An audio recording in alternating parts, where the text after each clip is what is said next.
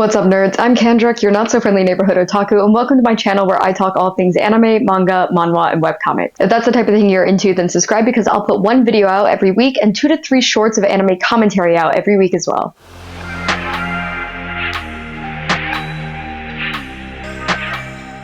Today we're going to be continuing the series where I go back and reread the Jujutsu Kaisen manga over from the beginning and bring you all along with me. As always, this series is great for anyone who's a first-time JJK fan, anime only, or who wants to get caught up. Today I'm going to be diving into and doing a complete synopsis on volume 12, so without further ado, let's get into it. In chapter 98, at 10:04 p.m, Yuji and Megami defeat Awasaka and break the 2 commissioned curtains he was holding, thus deactivating the curtain that was preventing sorcerers from entering Shibuya Station. Megami points out that Awasaka will be unconscious for a while and they should meet up with Takuma before they interrogate him. Suddenly, Megami looks up to see Takuma thrown off of Shibuya Tower in time to summon Nue and rescue him from falling to his death. Yuji catches Takuma and is horrified by the shape he's in. In Toji's form, Ogami's grandson notes that the curtain is down and asks what they should do next. Granny Ogami tells him to go down and keep killing sorcerers, but Toji's personality fully surfaces. He takes over the grandson's body and tells the old hag not to give him orders. Confused and worried, Granny Ogami jumps back. She only meant to summon the body's information, not the soul's information, with her seance technique in order to avoid this exact worst-case scenario. Toji doesn't know what's happening either, but figures his heavenly restricted body overtook the host's soul. Granny Ogami doesn't believe it's possible that the soul lost to the body, and Toji decides to follow her orders to kill sorcerers, starting with her. Meanwhile, Yuji asks about Takuma's condition, and Megami confirms that while he's in rough shape, he's not dead. Yuji wants to go back up to the top of the tower to avenge Takuma, but Megami asks him to focus on rescuing Gojo. They decide to split up, with Yuji going back to the station and Megami taking care of Takuma. Megami doesn't like the idea of Yuji being alone in Shibuya, but Yuji's confident since he has Mechamaru with him, even though he hasn't responded in a while. Prior to this, at 9:44 p.m. near Shibuya Station exit 13, Nanami finds an unconscious and bleeding out Ijichi. At 10:02 p.m. on the Fukoto-shin line platform between Meiji Shingumai and Shibuya Station, Mei Mei easily overwhelms the curse user Niji Ebina in close combat with her battle axe. Uyui stands on Ebina's defeated curse spirit as Mei Mei explains how her innate technique worked. Mei Mei grew up believing that her blackbird manipulation was a weak technique, so she focused on enhancing her physical abilities so she'd be effective even without a curse technique. But Mei Mei explains that reinforcing one's body with cursed energy can only take a sorcerer so far. Realizing this, she was initially devastated, but it allowed her to go back and master her innate technique and blossom into the grade 1 sorcerer she is today. Then, Mei Mei tells Ebina that it's time to die now, and he prostrates himself begging for mercy. Amused, Mei Mei asks Uyui what a person's life value is proportional to. Uyui gladly answers that its value is in proportion to how useful they are to Mei Mei. She then asks Ebina and he's unable to answer immediately. She says the reason he can't answer is the reason he lost. She then crushes his head with her battle axe and reveals that service potential or future benefits an asset can bring is life itself to her. Uyui then reveals that the curtain has been lifted and Mei Mei is excited at the prospect of Gojo owing her a major favor. Pseudo-Geto watches her movements from the Shibuya Station and is impressed she won so quickly. Meanwhile, at 9:40 p.m. on the Shota Bunkamura Street, the curse user Haruta encounters Akari and Nobara. Nobara tells Akari to stand behind her as she steps up to face Haruta alone. In chapter 99, Nanami tells himself that he never has and never will be frustrated by his own uselessness. He thinks about Haibara and Ijichi as he asks how dare they do this. Meanwhile, the Zenin team fights transfigured humans inside the Shibuya Station. Akari tells them that Ijichi was attacked while they were talking on the phone. Maki tells Nobara and Akari to go check on Ijichi while she stays with the geezer to take care of things. She doesn't ever believe Gojo would lose, but she has a bad feeling about the situation. While on their way, Nobara and Akari are confronted by Haruta, who's happy to run into a girl after taking out so many male managers. Nobara believes he's the one who attacked Ijichi, and she asks Akari to pretend to hide in a subway entrance while escaping through a different exit. But Haruta interrupts their whispering by throwing his hand sword at Nobara. She deflects it with her hammer, then charges at him, confident that he's a mid-range fighter. He avoids their attack and asks if they met before, and although Nobara remembers him, she denies it. Suddenly, Haruta finds out that Akari's not actually hiding. As Akari runs through the station, she passes by Haruta's cursed tool hanging off a wall without even noticing it. This leads Haruta to her exact location, where he runs up to her after she's already been attacked by the hand sword. Haruta then kicks Akari hard in the chest, upsetting Nobara and further injuring Akari. Nobara tries to stop him, but the hand sword suddenly falls into Haruta's hand, allowing him to slash Nobara's leg and leave a shallow cut. The cut brings Nobara's attention to her lower body, allowing Haruta to land a right hook using his hand sword and leaving Nobara dazed. She loses her balance and falls to the ground, shocked by how Haruta continuously lands perfect shots. Haruta then squats down to talk to her in a taunting manner, claiming that she's gotten a lot stronger since they last met, but it doesn't matter in the face of his curse technique, although he isn't sure what his curse technique is all about either. Nobara tries buying time by asking him about his motivation, but Haruta Haruta kills simply for the fun of it. He then slashes Akari while she's on the ground, angering Nobara. She tells him to stop, but he replies mockingly by asking her to make him. Nobara then stumbles back onto her feet, determined to save Akari. Just as they're about to resume their fight, they both detect a powerful presence. Nanami walks into the substation and immediately glares at the curse user with a less than happy expression on his face. In chapter 100, Nanami walks into the battle between Nobara and Haruta. While Haruta wonders if he can kill non-black suits, Nanami begins wrapping his fist with his tie, and Nobara realizes this means the Nanami team is in Shibuya now too. Haruta asks Nanami to read the room as he tries to show he has Akari hostage, but she's crawled up the escalator while he was distracted. While he's upset that she got away, Nanami appears directly behind him, asking how many curse users there are and where they're located. Haruta quickly turns and slashes at Nanami, who avoids it, claiming that he doesn't know. He then follows up with a kick to Nanami's abdomen, but it feels like he's hitting a stone wall. Nanami then repeats his question, asking where and how many enemies there are. Just as Haruta's about to claim he doesn't know again, Nanami uses his ratio technique to create a weak point in his opponent's body and backhand him across the room with incredible strength. Haruta crashes into a wall behind Nobara, whose jaw dropped in reaction to Nanami's strength. Bleeding profusely from his face, Haruta's legs shake and he's barely able to stand. He believes he should have died and credits his curse technique to saving his life. Then Nanami grabs his hair and repeats the question once again, delivering a ruthless body shot that slams Haruta into the wall behind him before he finishes the same answer. With his life in imminent danger, Haruta calls out for his cursed tool to rescue him. The handsword flies through the air and attempts to stab Nanami in the back, but Nobara nails it to the wall through its palm. Haruta tells her to stay out of it, but Nanami interrupts, grabbing him by the throat. Instead of repeating the question again, Nanami reveals he found several dead managers on his way here. He then lifts his fist and charges it with cursed energy, asking Haruta if he's responsible. Terrified, he helplessly apologizes, but it's too late. Nanami hits him again with his cursed technique, smashing Haruta's face and leaving him in an unconscious bloody heap against the cracked wall. Nobara is impressed by Nanami's strength, noting that he's the embodiment of what it means to be a true grade 1 sorcerer. He walks away from the defeated curse user and tells Nobara they need to find Akari. Meanwhile, Yuji dashes through the streets of Shibuya where he finds civilians down below being attacked by transfigured humans. He can't leave them, but there's not enough time to save everyone in a massive crowd either. Then Yuji hears Inumaki's speech pattern, who arrives with a megaphone in hand and commands everyone to not move. Shortly after 10:10 p.m., Yuji enters Shibuya Station. Unbeknownst to Yuji, Choso's waiting inside the station to confront his brother's killer. In chapter 101, Nanami kneels as he speaks with Nobara and Akari. He tells them Ijichi will be okay and confirms Gojo's situation since they were indoors when Yuji was yelling. He asks them to wait for rescue while he joins the Zenin team and heads into Shibuya Station. Nobara wants to go, but Nanami insists that the upcoming battle requires a sorcerer grade 1 or higher. Anyone else would simply be in the way. Meanwhile, on the Fukutushin Line platform, Mei Mei comes face to face with Pseudo-Geto. She's surprised to see Geto, but quickly dismisses the idea that he could be alive. Pseudo-Geto tries to act friendly, but Mei Mei hasn't forgotten the assassin he just sent. She feels it's a shame her preferred of the two special grade students ended up this way, and she had her money on Geto over Gojo. Pseudo-Geto replies that he feels sorry to have to kill a former senpai and summons the special grade disease cursed Smallpox deity to do it for him. Mei Mei's surprised to see him use curse manipulation and questions if she's wrong about him being dead for a moment. Pseudo-Geto reveals he doesn't have many curses left after the night parade last year, but the ones he does have are still of pristine quality. He then leaves the area, telling Mei Mei that if she can exercise the Smallpox deity, he'll be her next opponent. The disease curse immediately activates domain expansion, trapping Mei Mei in a coffin. The curse chants grave, causing a large gravestone to fall from the sky onto the coffin, pushing it underground. Then the curse begins to count to 3, but Mei Mei breaks out before it gets there. Mei Mei is impressed, noting it's been a long time since her life has been in danger, even for a moment. Meanwhile, at the entrance to the Shibuya station, Yuji runs inside and wonders if he's going the right way since there's no one around. Then he immediately runs into Choso, who recognizes him as his brother's killer. Choso activates blood manipulation convergence, a technique that compresses blood outside of the body to a single point. Then Choso uses a secret technique of blood manipulation, shooting the blood through a single point at the speed of sound. This is known as piercing blood. Piercing blood fires a condensed, cursed energy reinforced arrow that's extremely fast. Yuji is able to block it, but the attack is so fast and sharp that it nearly pierces through his left arm. After barely being able to stop it, Yuji tries to close the distance. He hits Choso with divergent fists using his injured arm, but Choso blocks the hit and is confused by the double impact. With a break in the action, Choso asks Yuji if his brothers left him with any final words. In chapter 102, Yuji doesn't know who Choso's talking about when asking about his younger brothers. Choso clarifies he's asking about the two people Yuji killed, and with a sad expression, Yuji says they didn't really have any last words, but they did cry. Choso is initially shocked, then quickly overcome with rage, causing the line of blood going horizontally across his nose to bubble and distort. Choso asks Eso and Kichizu to watch over him as the blood behind him forms an intimidating face shaped by Choso's malice. He tells his younger brothers to take a good look at their older brother while Yuji stands ready to fight. Meanwhile, inside the Smallpox deity's domain, domain, Mei Mei is temporarily trapped underground beneath another gravestone. The cursed spirit counts down from 3, but again, Mei Mei breaks out of the trap in time. She leaps toward her enemy and attempts to swing her axe, but again, she's trapped inside a coffin by the domain's automatic hit. Having experienced this a few times now, Mei Mei understands the process of the special grade curses technique. First, the target of the domain is trapped inside a coffin, and then buried underground when they're hit by the weight of a gravestone. Lastly, the curse counts down, and when it reaches 3, the target is infected with smallpox. The curse hits Mei Mei's coffin with another gravestone, but this time she immediately cuts her way out. She believes this part of the process is most annoying and fears she won't be able to fight Pseudo-Geto freely if she's hit again. Mei Mei deduces the domain can only target one person at a time and devises a counterattack. The curse instinctively targets the person with the stronger cursed energy, and Mei Mei asks if Ui Ui is willing to die for her. Mei Mei flees while Ui Ui flares up his cursed energy, which the disease curse notices and traps Ui Ui in a coffin. A single hit from a gravestone would be enough to kill Ui Ui, but as the curse forms its hand sign to call for a gravestone, Mei Mei slices off its hand. Mei Mei then tells the disease curse that Ui Ui's role is more than that of a pack mule. Ui Ui proves this by activating new shadow-style simple domain to protect himself. When Mei Mei asked if Ui Ui was willing to die, he realized this meant he can use Jujutsu, and his role is to counter domain. The special grade disease curse heals his hand and reaches out to attack Mei Mei. Suddenly, the single crow that was caught inside the domain flies through the back of the cursed spirit, piercing and exorcising it in a single ferocious blow. Mei Mei asks the quickest way to raise one's strength as a sorcerer, and Ui Ui answers that would be a binding vow with one's life as the trade-off for more power. Mei Mei's innate technique is blackbird manipulation, but her extension technique, Bird Strike, exceeds the limits of the crow's cursed energy by forcing it to commit suicide in a kamikaze-like attack. No one other than Gojo has ever survived the devastating attack. Pseudo-Geto's curse user and disease curse both defeated by Mei Mei, she says it's time for the main act. She calls a flock of crows to her side that fill the underground subway, and asks if they're willing to die for her. Pseudo-Geto comes to confront her and admits that she's not bad for a Jujutsu sorcerer of this era. In chapter 103, Choso uses blood manipulation to control the blood outside of his body and condenses it using convergence. Piercing blood is too fast even for Yuji, his chance of avoiding it being only 50%. So Yuji decides to dictate the timing of his opponent's attack by jumping off the ground. This successfully baits Choso, who fires piercing blood at Yuji's head right before he hits the ground. However, Yuji drops his body down close to the ground as soon as his feet make contact, avoiding the blood beam with blinding speed. Yuji immediately rushes towards Choso, attempting again to close the distance. Choso commends Yuji and bends the beam down to try and hit him, but piercing blood isn't as fast after its initial shot, so Yuji is able to dodge it and engage Choso at close range. He wants to turn the exchange into a fistfight, but there are balls of condensed blood still floating around Yuji. Choso then activates Supernova, detonating all of the condensed blood in every direction like a buckshot, severely injuring Yuji's back. Choso then uses Blood Edge and stabs Yuji's foot with a dagger made of blood, but he doesn't expect Yuji to fight back and he gets kicked away. Yuji flips around to avoid Choso's attack and lands a heavy axe kick. Yuji realizes there aren't any more blood orbs and focuses on stopping Choso from making more, but he's caught off guard when Choso assumes the stance for shooting piercing blood. Yuji stops running towards Choso, falling for his feint. Choso takes the offensive, casting flowing red scale on himself and delivering several successive blows to Yuji. After smashing him against the wall, Choso uses convergence and piercing blood to try and finish him off. However, Yuji survives and Choso admits he rushed it. The blood wasn't condensed enough, so it couldn't fully pierce Yuji's side. Heavily injured, Yuji recognizes Choso is too strong for him. Suddenly, Mechamaru starts speaking again through the communication device. In chapter 104, Mechamaru suddenly starts talking again in the middle of Yuji's fight with Choso. Mechamaru claims he was conserving energy because there's still something he needs to do. Choso watches confused while Mechamaru recognizes the cursed womb and tells Yuji Choso is using blood manipulation. Mechamaru recognizes blood manipulation because of Noritoshi, but he doesn't know its weakness. Yuji doesn't find this information helpful as he narrowly dodges another shot of piercing blood. Then Mechamaru advises he retreat to the bathroom, saying he has an idea.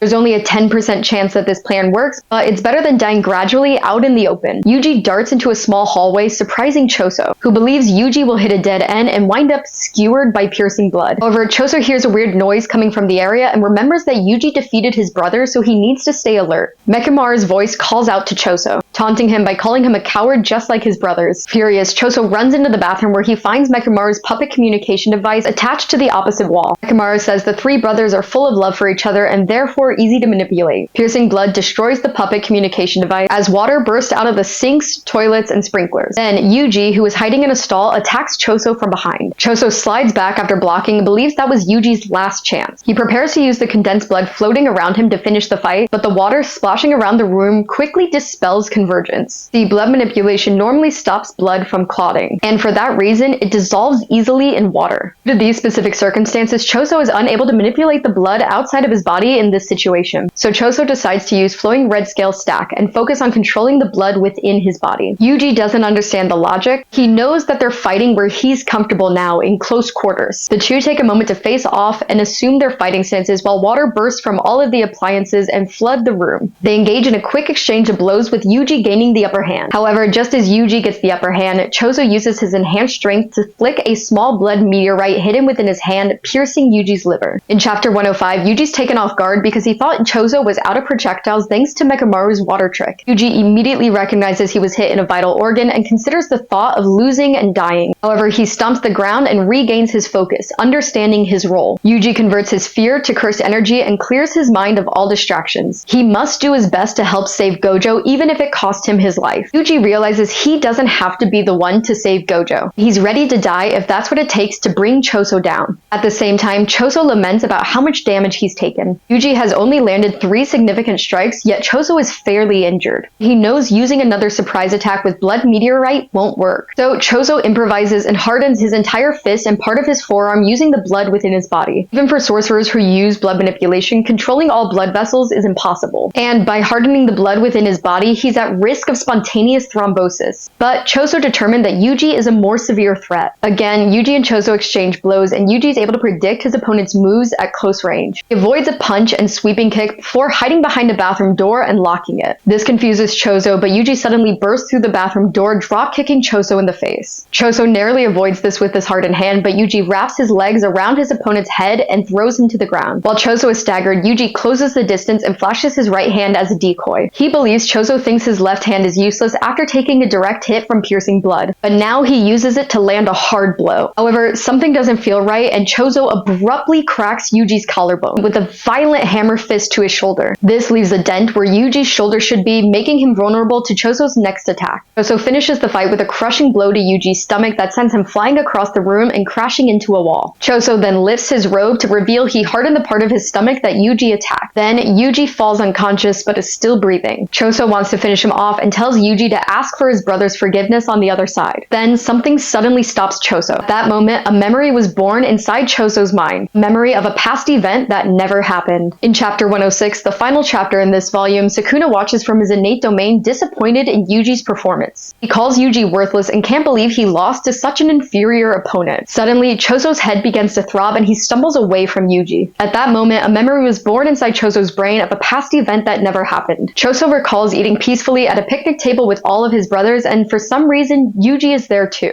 So and Kichizu, along with the 6 other sealed cursed wombs, are eating, and Yuji passes Choso some food, calling him Big Bro. When the memory ends, Choso bends over as sweat drips profusely from his face. As Choso stumbles away, Mimiko and Hanako appear to feed one of Sukuna's fingers to the unconscious Yuji. At 10:20 p.m., at the Inokashira line of the Shibuya platform, Nanami and the Zenins head toward B5F. Nanami informs them about Gojo's sealing and Pseudo-Geto's involvement. Obito says he wouldn't mind the decline of the Gojo clan, prompting Maki to tell him to leave if he's not going to help. But the head of the Zenin clan believes Maki is the one who should go home. And Nanami actually agrees with Naobito, having already left Nobara behind due to the danger of this mission. But Maki believes she's more useful than her drunken uncle. Irritated, Nanami asks Naobito if he's been drinking, but he claims he's done nothing of the sort. As they reach the lower floors of the station, Nanami thinks he maybe should have gone alone. Then Maki and Nanami notice the octopus-like cursed Dagon is hiding behind one of the pillars in the open area. Nanami draws his sword and prepares to exercise him when suddenly Naobito appears behind Dagon. Naobito traps Dagon in a frame using his curse technique. While Dagon is immobilized inside the frame, Naobito lands a hard right punch that sends the curse flying across the room and crashing into another pillar. It was so fast, Nanami and Maki couldn't even see what happened. The impact severely injures Dagon, causing him to vomit up the skeletal remains of all of the non-sorcerers he ate. Writhing in pain, Dagon calls out to his allies, suddenly remembers that Hanami is dead, which enrages him and forces an evolution. Dagon leaves his skin behind and evolves into a much larger, muscular form. And Naobito recognizes that the curse was so weak before because because he was only a cursed womb. And that is everything in volume 12. For those of you who made it all the way to the end, thank you so much for watching, and keep your eye out for next week where I'll cover volume 13. That's all for today though, and I will see you next time.